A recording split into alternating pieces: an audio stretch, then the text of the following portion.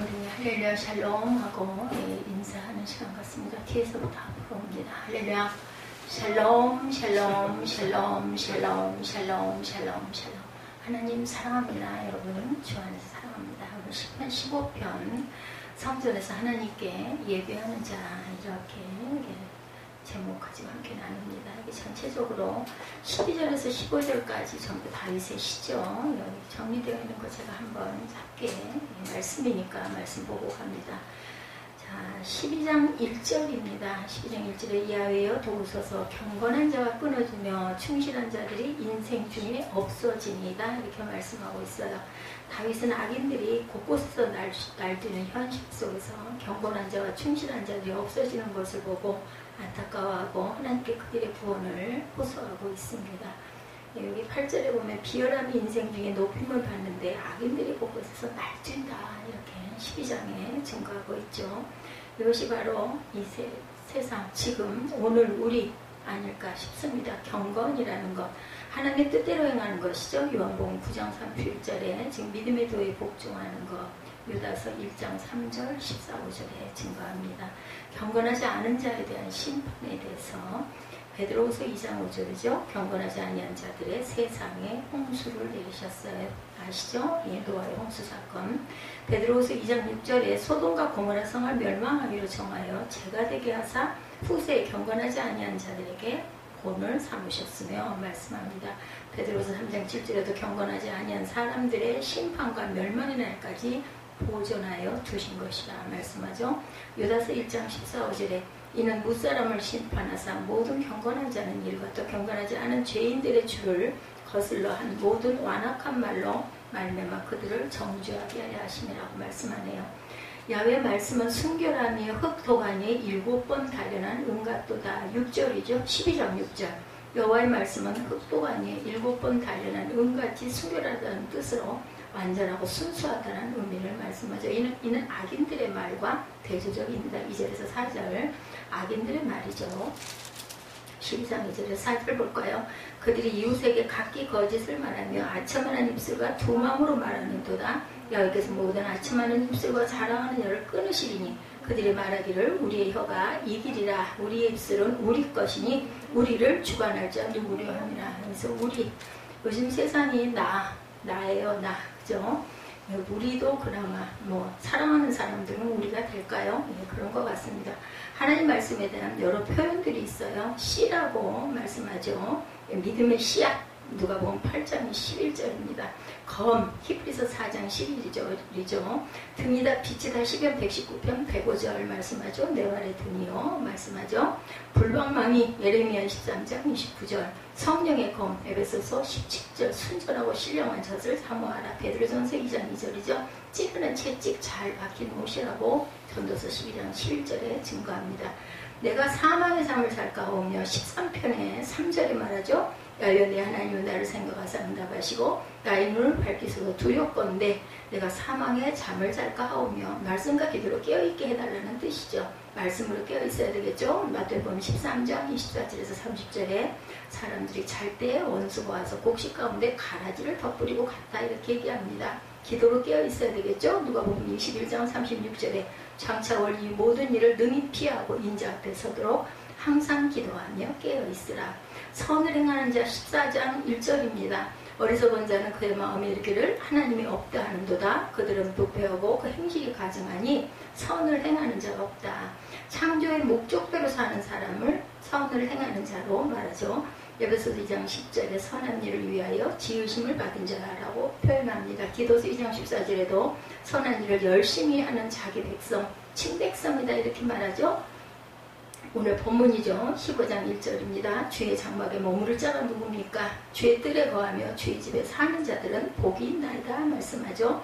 누가 주의 장막에 머무를 자들인가요? 여러분들 정직하게 행하는 자 오늘 본문 2절에 그리고 공의를 실천하는 자 2절이죠. 정직하게 행하며 공의를 실천하며 그의 마음에 진실을 말한다. 마음의 진실을 말하는 자 진실을 말한다고 말하죠. 2절에 정직, 공의 그리고 진실 이렇게 말합니다.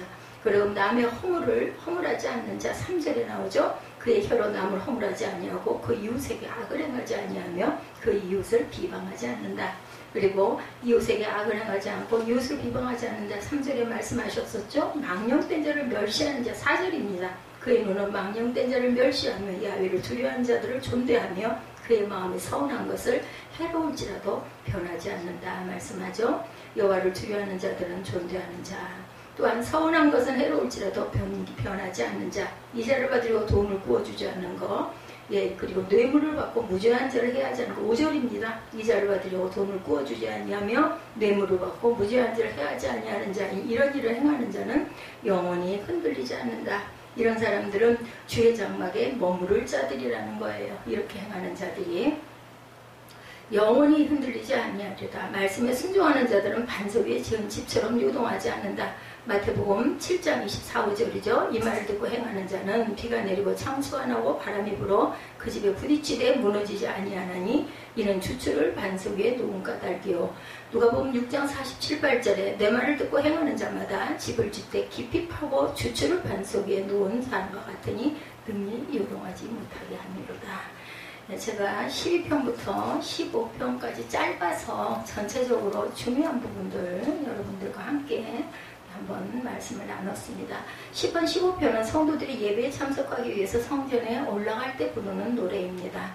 1절에 보면 성도들이 야훼의 주 장막에 유할 자 누구 오며 주의 성산에 구할 자 누구 오니까 이렇게 노래하면 성전 문지기인 제사장이 5절의 말씀처럼 이런 일을 행하는 자는 영영이 요동치 아니하리이다 라고 축복을 해서 받아서 얘기를 하죠. 이 말씀을 통해서 알 수 있는 것은 우리가 예배를 드리기 위해서 주님 앞에 나올 때 아무 준비 없이 나와서는 안 된다라는 거죠. 누가 이 앞에 설 수 있습니까? 어떤 예배를 받으십니까? 누가 주님의 기쁨이 될 수 있습니까? 라는 하나님께 질문을 가지고 나와야 한다는 것입니다. 다시 말해서 참으로 예배자가 되기를 열망하고 성도가 되기를 원하는 마음을 가져야 되고 주님이 받으시는 예배를 드리는 사람이 되기를 소망해야 한다.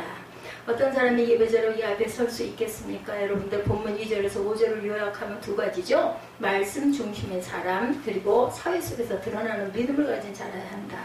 우리 2절에서 5절까지 짧으니까 한 번 더 입술로 고백할까요? 정직하게 행하며 공의를 실천하며 그의 마음에 진실을 말하며 그 해로 남의 허물을 하지 아니하고 그 이웃에게 악을 행하지 아니하며 그 이웃을 비방하지 아니하며 그의 눈은 망령된 자를 멸시하며 야훼를 두려워하는 자들을 존대하며 그의 마음에 서운한 것은 해로울지라도 변하지 아니하며 이자를 받으려고 돈을 구워주지 아니하며 뇌물을 받고 무죄한 자를 해하지 아니하는 자이니 이런 일을 행하는 자는 영원히 흔들리지 아니하리다. 아멘. 버릴 게 하나도 없네요. 그죠? 이런 마음으로 기쁨으로 예배하려고 우리가 항상 애쓰고 수고하고 노력해야 된다. 이렇게 주님이 받으시는 예배를 드리는 사람이 되기를 주님의 이름으로 축복합니다. 어떤 사람이 예배자로 이 앞에 설 수 있다고요? 첫째는 말씀 중심의 사람, 둘째는 사회 속에서 드러나는 믿음을 가진 자라야 하고, 그래서 오늘 성전에서 하나님께 예배하는 자, 이런 말씀으로 함께 은혜를 나눕니다.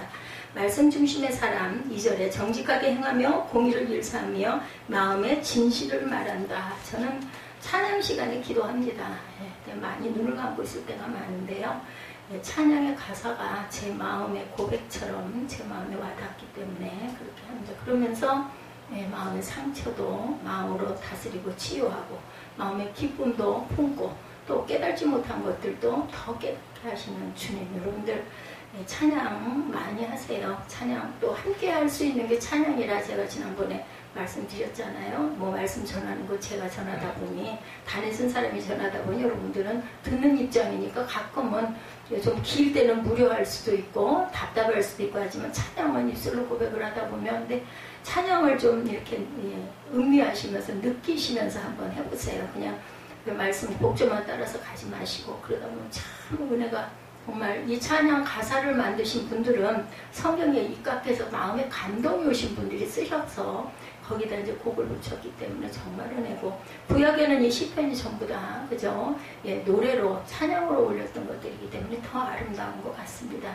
성경에 정직 온전이라는 단어는 제사를 드릴 수 있는 흠없는 동물을 의미할 때 사용했었어요. 우리 입술에 우리의 삶에서 정직 온전이 아니라 하나님께 드리는 재물, 예물이 그런 그 아주 온전한, 그죠? 예, 그 아주 그 어리고 어린 양이라고 그러죠? 흠없고, 그리고 첫 태생, 초태생, 그게 그런 아주 좋은 것들로 하나님께 드렸죠. 그래서 아주 온전한 것들. 다시 말해서 하나님 말씀에 비추어 흠없는 동물과 같이 흠없는 재물 같은 사람이 하나님 앞에 예배자로 볼 수가 있다라는 겁니다. 설 수가 있죠. 또한 공의를 일삼는다. 이것은 행동의 기준을 말하는 것이지만 그 마음속에 행동의 기준이 있는 사람이 하나님 앞에 예배 드릴 수 있다. 그리고 그 마음에 진실을 말한다고 말하죠. 다시 말해서 마음속에 말씀이 있기 때문에 한마디 한마디를 하더라도 헛된 소리가 아니라 말씀에 근거한 말이 나온다. 외우고 말씀을 전하면 좋은데 제가 못 외우기 때문에 저는 열심히 써놓고 보면서 여러분들에게 읽어드립니다. 여러분들도 눈으로 읽으시면서 보시면서 아 그렇구나 이렇게 음미하시기 바랍니다. 그의 신령 깊숙한 곳에 하나님의 말씀으로 무장되어 있다라는 거죠. 그러므로 하나님 앞에 예배드리는 사람은 상황에 따라 이렇게 저렇게 행동하는 사람이 아니고 하나님의 말씀의 중심을 가지고 일관성 있게 행동해야 되겠다. 너희 부모를 공경하라, 살인하지 말라, 간음하지 말라, 도둑질하지 말라, 이웃에 대하여 거짓 증언하지 말라, 내 이웃의 재물을 탐내지 말라. 대인계명이라고 하죠. 10계명 중에서 대신계명이 1계명에서 하나님께, 그리고 5계명부터 마지막 10계명까지는 다 우리의 삶 속에서 우리 안에서 나에게 주시는 말씀이에요. 하나님께 주시는 말씀은 1절에서 4절, 그죠?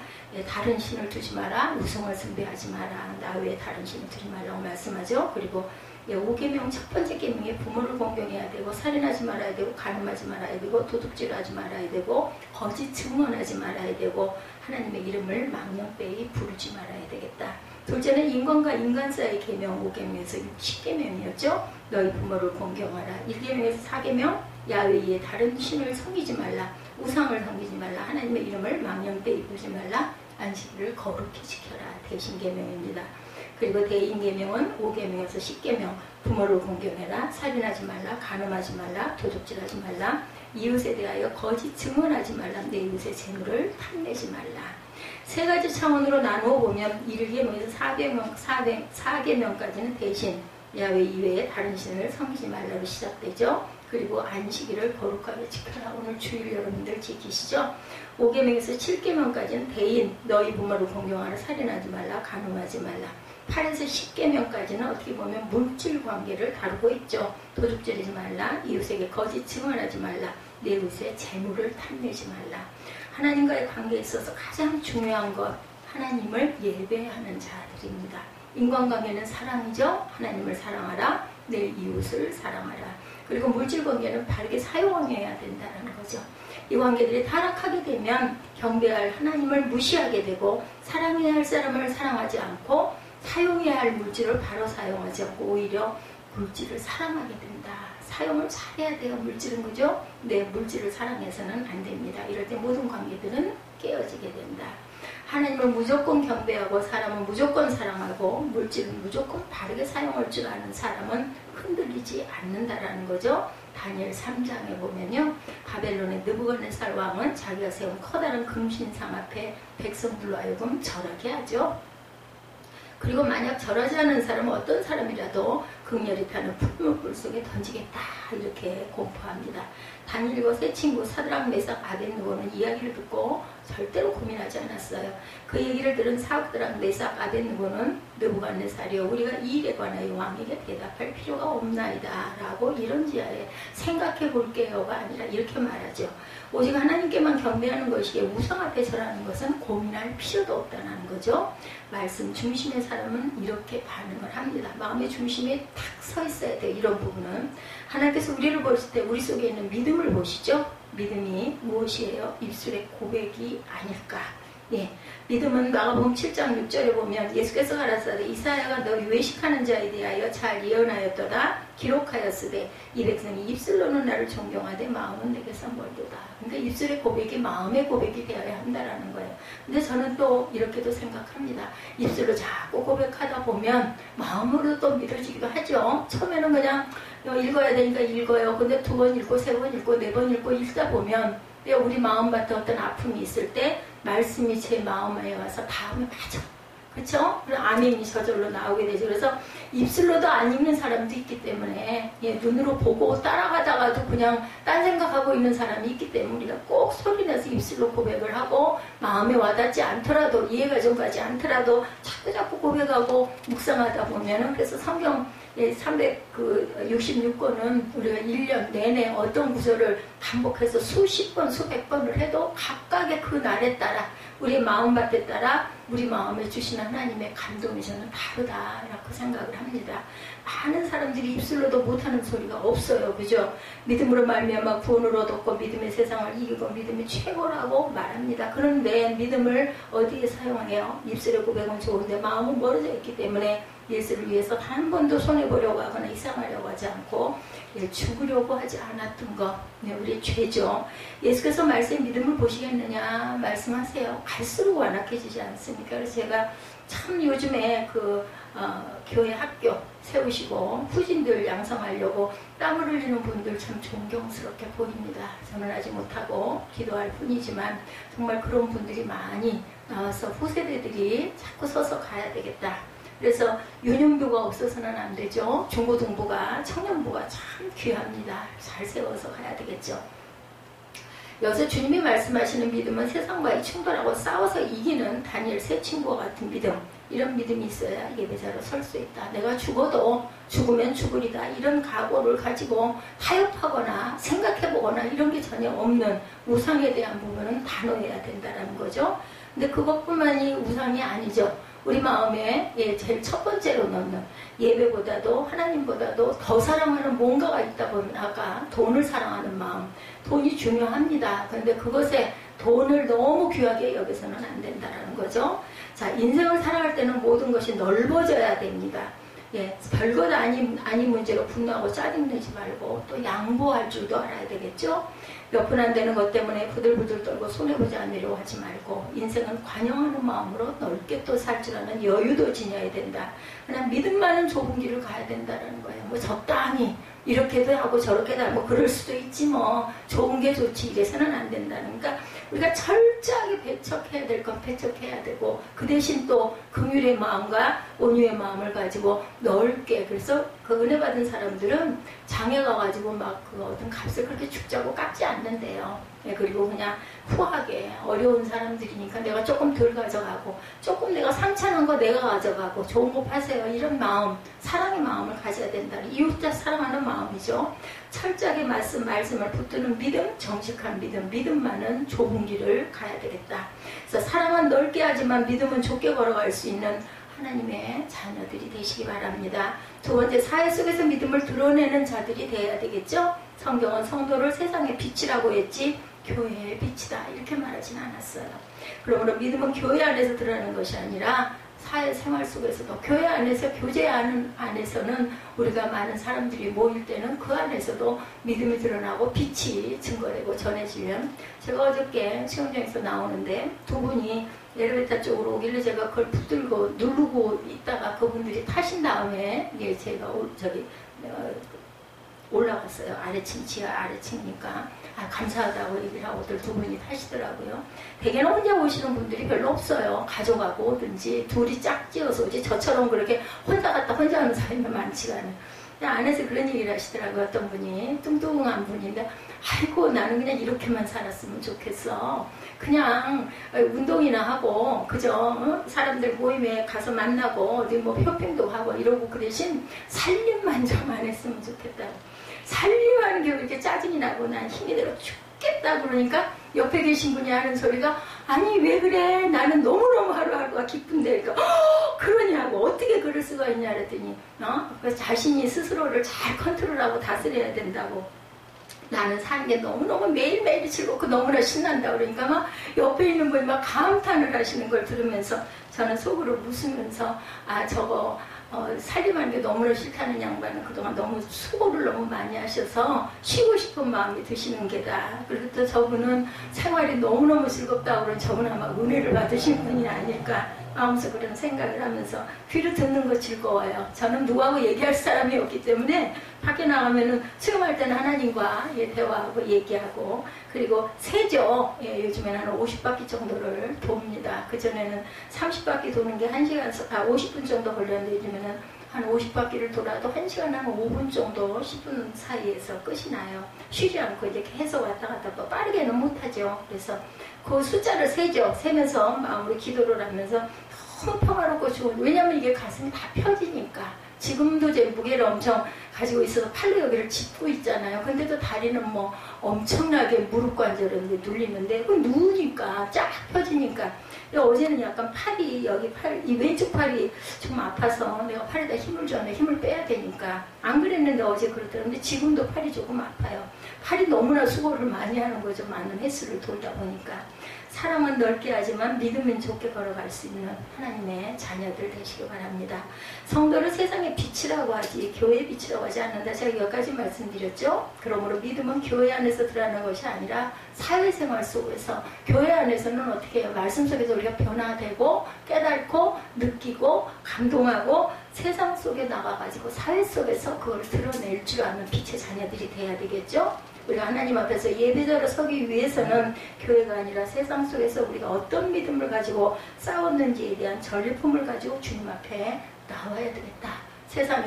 세상은 싸움터 같아, 전쟁터 같아, 삶이, 그죠? 그리고 나서 우리는 돌아와서 아버지께 아뢰는 거죠. 그 모습 자체를 하나님께서는 우리를 다 보셔요. 중요합니다. 그래서 우리가 세상 속에서 어떻게 싸우고 있는지도 아버지가 보시고, 거기서 우리가 깨달은, 아까 얘기한 것처럼 엘리베이터에서 두 분의 이야기를 들으면서 제가 웃었던 것처럼, 하나님, 이분은 이렇고 그분은 그런데, 어떻게 보면 또 그 삶이 너무나 싫다는 양반을 얼마나 그동안 고생이 많으시고 스트레스가 많았으면 저런 마음도 됐을까. 저기서 은혜를 받으면, 오늘 새벽예배 시가 약간 거기 술이라는 단어가 몇 번 나와서, 근데 제가 그걸 실은 이유는 그 속에서도 고뇌하는 마음이 주님께 돌아가면 딱 답이네, 이런 마음이 들고 인정이 돼서 제가 실었는데요. 이렇게 우리가 그런 분들의 일상적인 이야기를 통해서도 하나님을 느끼고 감사할 줄 아는 마음이 필요하다고 저는 생각합니다. 여기에 대한 세 가지를 보면 말이죠. 3절에 보면 그 혀로 참소치 아니하고 그 보석에 행하치 아니하며 그 이웃을 해방치 아니한다, 이렇게 얘기하죠. 입술이에요. 혀죠. 사람의 언어를 보면 그 사람의 성숙도를 알 수가 있어요. 그죠? 어떻게 말하는, 어떤 단어를 쓰나를 보면 저 사람이 어떤 계통이다 알 수가 있어요. 언제 어디서 누가 어떤 말을 하는가를 들어보면 그 사람이 어떤 사람인지를 대강은 알게 돼요. 말이 변해야 합니다. 하나님 앞에서 믿음으로 살고 하나님의 성령의 기름 부음이 있으면 제일 먼저 변화되는 게 그 사람의 말이죠. 단어 선택들이 달라집니다. 그래서 거룩한 말을 하고 덕이 되는 말을 하고 생명을 주는 말씀을 증거하게 되죠. 말에는 엄청난 능력이 있다는 거. 그리고요, 입술에 작고 좋지 않은 말, 버릇돼요. 그걸 자꾸 우리 비워가십시다. 이거 속상하고 원통하고 원한이지면은 강한 말이 많이 나오죠. 근데 그걸 내가 의식적으로 자꾸 비우고 버리려고 하다 보면 입으로 튀어나오는 건 안 돼요. 마음속으로 생각이 들다가도. 근데 자꾸 입술로 하다 보면 점점 더 센 소리가 나오니까 이것도 우리가 훈련을 해야 되겠다는 생각을 제가 했어요.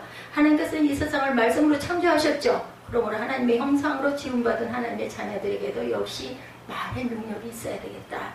말의 능력 가운데 가장 큰 능력 뭐예요? 기도예요.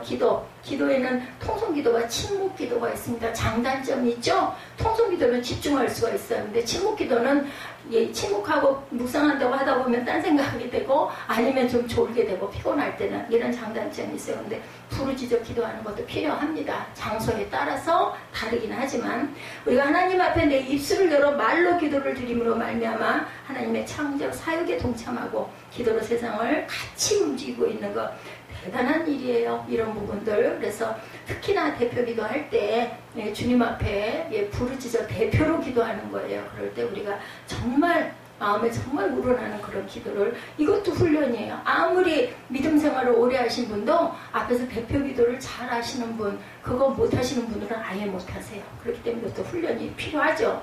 한 걸음 나아가 우리가 생명의 말씀을 우리 입술로 증거하면 어떤 일이 생겨요? 마귀의 종되었던 사람이 하나님의 자녀로 변화가 됩니다. 아까 말씀드렸죠? 마음에 그 마음이 돼야지. 입술로만 해서 소용이 없지만 때로는 거꾸로 입술로라도 자꾸 하다 보면 마음으로 아멘 하게 되는 때가 반드시 온다라는 거. 그것도 내가 어떤 어려운 일이 있을 때 입술로 고백하다 보면 그 말씀에서 위로가 될 때가, 위로를 받을 때가 있습니다.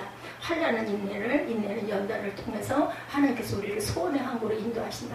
내가 정말 어려운 가운데 있어. 근데 이게 가다 보면 하나님이 나에게 또한 편안한 항구도 주시겠지. 이런 그 위로를 받게 된다는 거죠. 그리고 입술로 고백하는 게 내 귀를 통해서 전 마음으로 들어가더라고요. 이렇게 혼자 예배거나 영상을 찍거나 할 때도 입술로 막 고백을 하다 보면 막 마음이 따뜻해지고 마음에 열정이 오고 눈물이 막 나오고, 이 은혜입니다. 하나님의 성령으로 변화하는 사람, 제일 먼저 변화하는 것은 말을 사용해서 사람을 살리는 자가 된다는 거. 위로하게 되고, 그죠? 권면하게 되고, 또한 그 사람을 이렇게 긍휼히 여기는 마음으로 온화한 말로 그 사람을 위로하는 위로자들이 된다는 거죠. 바나바가 위로의 아들이죠. 바나바, 오늘 1부 예배 때 바나바와 바울의 이야기를 제가 했기 때문에 생각이 납니다. 동시에 말을 엄청난 파괴력이 있죠. 죽이기도 하고 살리기도 하고 불태우기도 한다. 야고보서 3장 6절에 보면 혀는 곧 불이요 불의 세계다, 이렇게 얘기하고 있어요. 혀는 우리 지체 중에서 온몸을 더럽히고 삶의 바퀴를 불사르나니 그 사르는 것이 지옥불에서 난다. 아주 무서운 말씀을 하고 있습니다. 그리고 악한 말은 엄청난 전염성을 가지고 있어요. 민수기 13장에 보면 이스라엘 백성들이 10없는 명의 정탐꾼을 보내죠. 12명의 정탐꾼. 근데 그 중에 10명의 정탐꾼은 우리는 메뚜기가 또다, 우리는 다 망했다, 그 사람들은 안압자손들이고 너무나 거인들이다 얘기하죠. 부정적인 말을 막 합니다. 자학적인 말, 우리는 메뚜기 같다. 여호수아와 갈렙은 창조적인 말을 했죠. 예, 그들은 우리 밥이다, 이렇게 얘기를 합니다. 예, 백성들이 10명의 정탐꾼과 2명의 정탐꾼이 누구의 말을 들었어요? 10명의 정탐꾼만.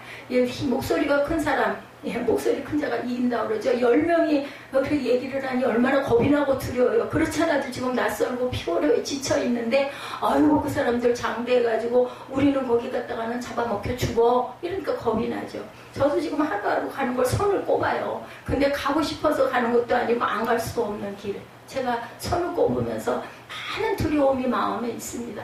정말 이상한 거는 죽는 게 두렵지는 않은데 왜 그게 그렇게 두려운지 몰라요. 근데 그게 죽지도 않고 안 좋게 될까봐 그게 두려운 것 같습니다. 그래 이 사람들 마음을 제가 이해할 수 있을 것 같아요. 부정적이고 염세적이고 자학적인 말을 한 10명의 말을 듣고 망했다면서 옷을 찢고 울어요. 이미 일어난 일처럼 이제 우리는 죽었다, 가라고 하셨는데 거기가 그렇다는데 우리 갔다간 다 망해, 다 죽어, 이런 얘기인 거죠. 부정적인 언어는 자신만 죽이는 것이 아니라 공동체 전체를 죽이고 후손까지도 죽이는 독소를 가지고 있다는 거 잊지 마시고, 그래서 자녀들 못되고 밉잖아요. 그래도 망할 녀석 안 하고 아이고 저 흥할 놈, 아이고 저 부자가 될 놈, 이렇게들 얘기를 한다는 거죠. 옛 어른들이 오죽이나 하면 그렇게 입술로 막 그렇게 고백을 거꾸로 했겠습니까? 공동체 안에서 이런 말을 할 수 없도록 만들어야겠다. 요즘은 언어의 시대, 인터넷을 통해서 악한 말이나 루머들이 엄청나게 떠돌고 그 루머로 인해서 사람이 죽기도 하죠. 상처를 받아가지고. 그러나 그런 쓰레기는 쓰레기통에 버려야 되겠죠. 깨끗한 집과 더러운 집의 차이점은 깨끗한 집은 쓰레기가 쓰레기통에 있는 것이고 더러운 집은 쓰레기가 온 사방에 널려 있다는 것을 잊지 마십시다. 새빛교회가 깨끗한 교회가 되기를 원하시니까 여러분들 더러운 쓰레기 같은 언어들은 쓰레기통에 빨리빨리 집어넣으십시다. 열심히 저는 집어넣고 치우는데 어쩌면 그렇게 하루에도 저 혼자 있는데도 뭐가 그렇게 많이 나와요. 그래서 매일매일 나갈 때마다 들고 나와가지고 남이 버린 쓰레기봉지 열어가지고 일단 넣어요. 그걸 뭐 쓰레기봉지를 어디다 하나 놓기도 그렇고 냄새도 나고. 근데 버리려고 내놓으신 분들 보면은 여유가 많을 때가 많고 그게 또 여러 날 있을 때도 있더라고요. 그럼 뭐 거기다가 제가 대개는 비닐들이 많죠. 그래서 이렇게 넣으면서 치우는데도 또 오늘도 봐요. 누가 보면 한 며칠 된 거 가지고 오늘 아침부터 나온 게 저만큼이 저렇게 쌓였어요. 저는 뭐 새벽에 늘 깨 있으니까 새벽부터 왔다 갔다 하다가 눈에 띄면 여기도 뭐 하나를 안 남겨놓고 갖다 치우는데도 뭐가 그렇게 많이 나오는지, 살아있는 한은 이렇게 우리가 버릴 거 치울 거, 우리의 그 버리는 그런 것들 뿐만 아니라 우리 안에 있는 것들도 쏟아내고 비워야 하고 버려야 될 것이 너무나 많다라는 것, 탈무드의 이야기입니다.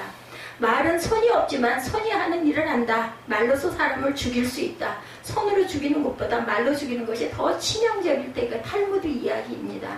손은 가까이 있는 사람을 죽이지만 말은 화살과 같이 멀리 있는 사람도 죽인다. 탈무드에 이렇게 나와 있고 저는 동의합니다. 손이 없지만 손이 하는 일을 한다. 말은 말로서 사람을 죽일 수 있다. 손으로 죽이는 것보다 말로 죽이는 것이 더 치명적일 때겠다. 손은 가까이 있는 사람을 죽이지만 말은 화살과 같이 멀리 있는 사람도 죽인다. 그러면 말 대신 뭐가 있어요, 여러분들? 카톡이 있죠, 카톡. 예, 카톡을 열심히 정성을 들여서 찾는데 딱 대답이 없고 안 봐버리고, 그리고 하루 이틀 사흘 넘어가면 그걸로 인해서 또 상처를 받기도 하죠. 또한 말은 멀리 날아가는 화살보다도 무섭죠. 방패로도 막아낼 수 있지만 화살은, 그죠? 말은 어떤 방패도 없어서 막을 수가 없다는 거예요. 그래서 저는 그렇게 두렵고 무서운 것들이 온 것 같을 때는 그냥 방 나가기를 합니다. 안 듣는 게 차라리 낫겠다 싶어가지고. 말의 파괴력은 이렇게 무섭다라는 거. 그러면 우리가 하나님 앞에서 어떤 모습이 되어야 합니까? 성령의 기름 부음으로 언어가 변화되어야 되겠습니다. 에베소서 4장 29절에 30절이죠. 무릇 더러운 말은 너희 입 밖에도 내지 말고 오직 덕을 세우는 데 소용되는 대로 선한 말을 하여 듣는 자들에게 은혜를 끼치게 하라. 하나님의 성령을 근심하게 하지 말라. 그 안에서 너희가 구속의 날까지 인치심을 받았느니라. 인쳐주셨어요. 우리에게 의롭다 칭해 주셨죠. 우리가 의로운 자들은 하나도 없습니다. 덕이 되는 말, 살리는 말. 왜냐하면 하나님의 성령이 근심하신다고 말씀하세요. 그러므로 우리 입술로 살리는 말, 창조적인 말, 긍정적인 말, 생명을 주는 말을 하는 하나님의 거룩한 자녀들이, 빛의 자녀들이 다 되시기 바랍니다. 그리고 대인관계에 대해서 4절에 그 눈은 망령된 자를 멸시하며 야훼를 두려워하는 자를 존대하며 말씀하죠. 참된 믿음, 여러분들 대인관계에서 멸시할 사람은 철저히 멸시하고 존경해야 할 사람은 철저히 존경해야 되겠죠. 시편 12편 8절입니다. 비루한 인생 중에 높아지는 때 악인이 처처히 횡행하는도다. 이렇게 말씀하고 있어요. 비루한 더러운 것들이 인생에서 높아질 때 악인이 처처해서 살아 일어난다라는 거죠. 예, 예를 들어서 교회 안에서 믿음을 저버리고 부정적인 방법으로 돈을 벌어서 출세한 사람이 있다고 보면 그런 사람을 존경해야 할까요? 멸시해야 될까요? 근데 또 멸시하겠습니까? 돈 있으면 힘이 있는데. 근데 이런 거 우리가 잘 분별할 줄 알아야 되겠다. 자, 오늘날의 교회, 세상의 방법, 더러운 오물과 잡다한 방법을 가지고도 출세하고 부자만 되면 성공했다라고 얘기해요. 보통들. 그렇기 때문에 악인이 처처히 횡행한다라고 표현하고 있습니다. 우리가 주목해야 할 것은 멸시할 사람은 철저히 멸시해야 된다. 이것이 바로 우리의 믿음이 돼야 되겠죠. 진정한 교회는 예수 그리스도를 알지 못하는 불신자들을 향해서 복음을 들고 나아갈 줄 알아야 합니다. 교회 안에 있어서 소용없어요. 교회 밖에서 세상으로 나가죠. 예, 파송을 합니다. 예수님도 12제자를 파송을 했고 70인들도 파송을 했고, 그래서 우리가 은혜 받고 훈련 받고 나면 세상으로 나가야 되고, 각자가 있는 곳에서 뭐 선교사로 나가고 뭐 어디 해외로 나가고 이거 아니에요. 내가 있는 터전에서 우리가 그리스도인 크리스찬을 드러낼 줄 알아요. 뭘로? 말로, 입술로, 행동으로. 이런 믿음들이 돼야 되겠다. 하루 종일 증거해서 한 명을 건진다 할지라도 한 명의 영혼을 귀중하게 여기는 것, 그것이 교회의 영광이라는 거죠. 그런 교회들을 우리가 존경하고 기도해야 되죠. 중보해야 합니다. 멸시할 것은 철저히 멸시하고 존경할 것은 존경해야 변화가 옵니다. 재정 문제 4절에 그 마음에 서운한 것은 해로울지라도 변치 아니하며 별로 배금치 아니하며 뇌물을 받고 무죄한 자를 해치 아니하는 자니 이런 일을 행하는 자는 영영이 요동치 않는다. 세 가지 이야기가 나오죠. 서운한 것은 해로울지라도 지킨다. 돈놀이를 하지 않는다. 뇌물을 주고 받지 않는다.